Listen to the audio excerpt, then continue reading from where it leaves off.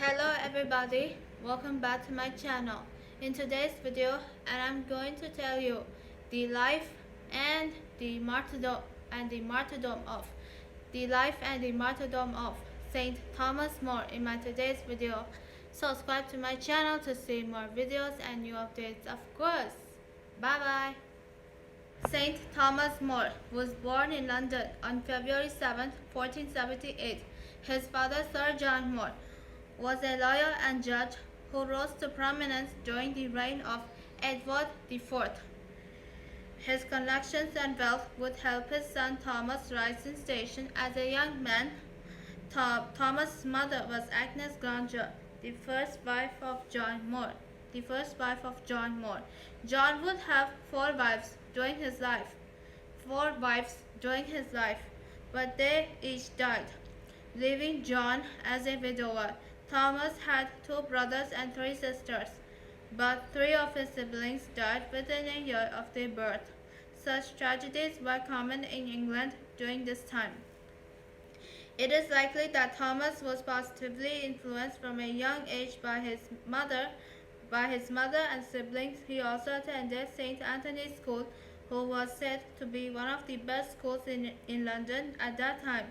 In 1490, he became a household page to John Morton, the Archbishop of in 1490, he became a household page to John Morton, the Archbishop of Canterbury and Lord Chancellor of England. Archbishop Morton was a Renaissance man and inspired Thomas to pursue his own education. Thomas More entered Oxford in 1492, where he would learn Latin, Greek, and prepare for his future studies. In 1494, he left Oxford to become a lawyer, and he trained in London until 1502, when he was finally approved to begin practice. Although as soon as More became a lawyer, he found himself contemplating another path in life. For 2 years between 1503 and 1504, More lived next to a Carthusian monastery, and he found himself called to follow the lifestyle of simple piety. He often joined their spiritual exercises. By 1504, More had decided to remain in the secular world and stood for election to Parliament, but he did not forget the pious monks who inspired his practice of the faith. Thomas More married his first wife, Jane Colt, in 1505. They would have 4 children together before her death in 1511. Their marriage was reported by Happy, and Thomas often tutored her in music and literature. After Jane's death in 1511, Thomas quickly remarried to Alice Harper Middleton, who was a wealthy widow. Alice was not particularly attractive, and her temperament was less docile than Jane's. The wedding took place less than a month after Jane's passing. Was poorly received by his friends.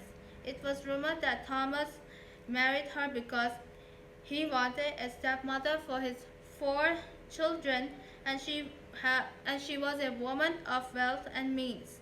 It is believed the pair knew each other for some time prior to their marriage.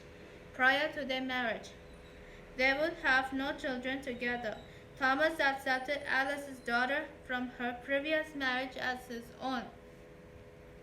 Thomas was considered a doting father, and he often wrote letters to his children when he was away on work. He also insisted that his daughters received the same education as his son. His daughters were well known for their academic accomplishments. In 1504, More was elected to Parliament to represent the region of Great Yarmouth, and in 1510 rose to represent London. During his service to the people of London, he earned a reputation as being honest and effective. He became a privy councillor in 1514. More also honed his skills as a theologian and a writer. Among his most famous works in among his most famous works is Utopia, about a fictional idealistic island society. The work is widely regarded as part satire. The work is widely regarded as part social commentary, part suggestion.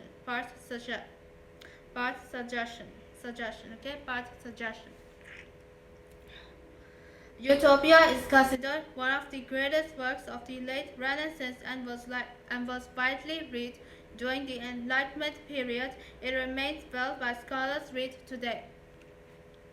From 1517 on, Henry VIII took a liking to Thomas More and gave him posts of ever increasing responsibility. In 1521, he was knighted and made under treasurer of the exchequer. The king's trust in More grew with time, and More was soon made chancellor of the Duchy of Lancaster, which gave him authority over the northern portion of England on behalf of Henry. More became Lord Chancellor. More became Lord Chancellor in 1529. More was immediately effective, working with speed and precision that is admired today. He was likely one of Henry VIII's most effective servants and was fearlessly loyal to the king. During his tenure as Lord Chancellor, More prosecuted those accused of heresy and worked tirelessly to defend the Catholic faith in England. This was an arduous but achievable task as long as he enjoyed Henry's favor. However, in 1530, as Henry worked to obtain an annulment from his wife Catherine, More refused to sign a letter to the Pope requesting an annulment. This was More's first time crossing Henry.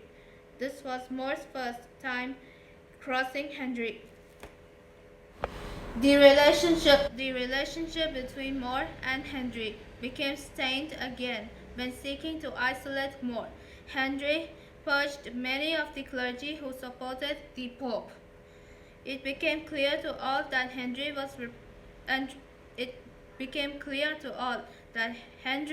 was prepared to break away from the Church in Rome, something More knew he could not condone. In 1532, More found himself unable to work for Henry VIII, whom he felt had lost his way as a Catholic. Faced with the prospect of being compelled to actively support Henry's schism with the Church, More offered his resignation, failing health. Henry accepted it, although he was unhappy with what he viewed as flat loyalty. In 1533, More refused to attend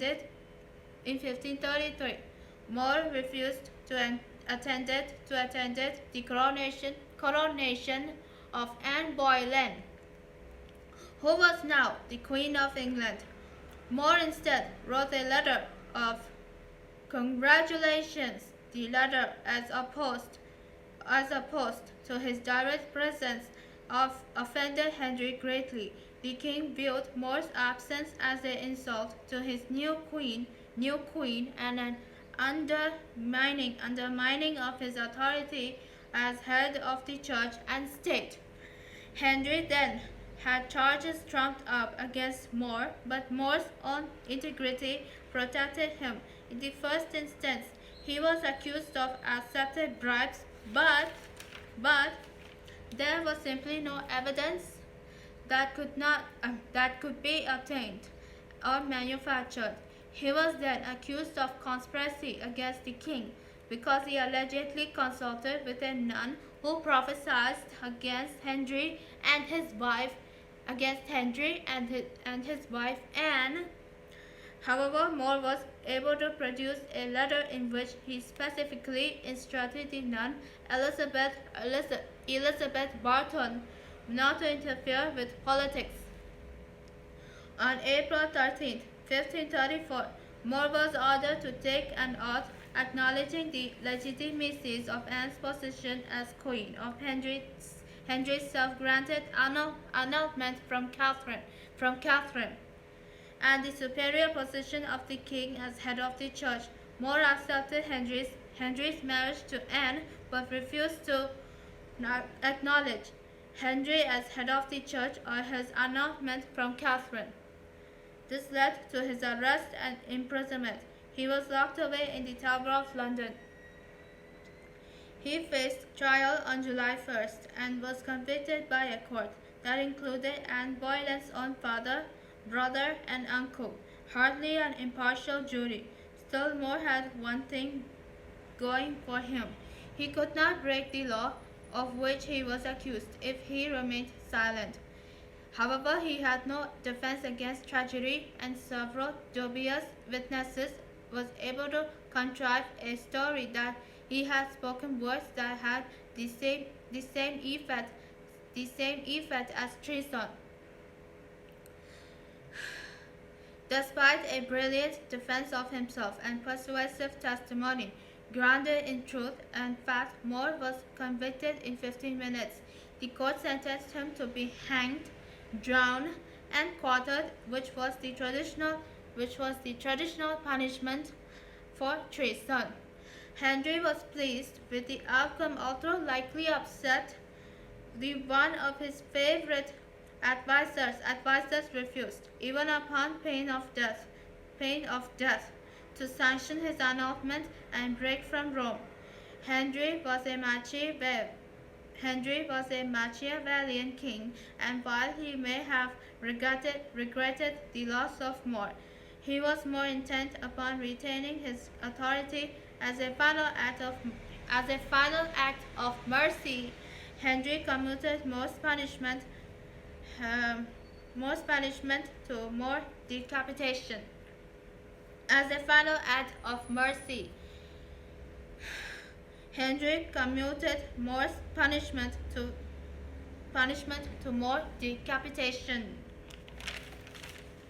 More ascended the scaffold on July 6, 1535, at the age of 57 years old, joking to his executioners to help him up the scaffold, but that he would see himself down. He then made a final statement, proclaimed that he was King's good servant, but God's first. Following his death, it was revealed that More wore a hair shirt, a garment destined to be itchy, and worn to as a sign of atonement and repentance. It became obvious to all that he was a man of deep piety, He was a man of deep piety, asceticism, voluntary self-discipline, and penitence. More's decapitated body now was buried. No.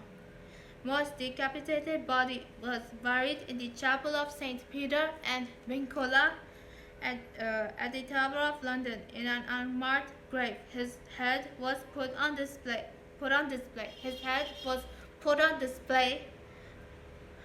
But his daughter Margaret possibly brought someone to take it down. The skull may be in the vault of a church in Canterbury. Thomas More has been widely remembered as a man of tremendous integrity, and he has since been described as a martyr and canonized a saint. Pope Leo XIII beatified More on December 29, 1886, and he was canonized by Pope Pius XI on May 19, 1935. His feast day is June 22nd, along with Saint John Fisher and he is the patron saint of adopted children, lawyers, civil servants, politicians, and difficult marriages. I hope you everybody. I'll be seeing you in my brand new video. Of course, tomorrow I'm gonna be telling you a Chinese saint, that is Saint Mark G. Taejiang. Bye bye.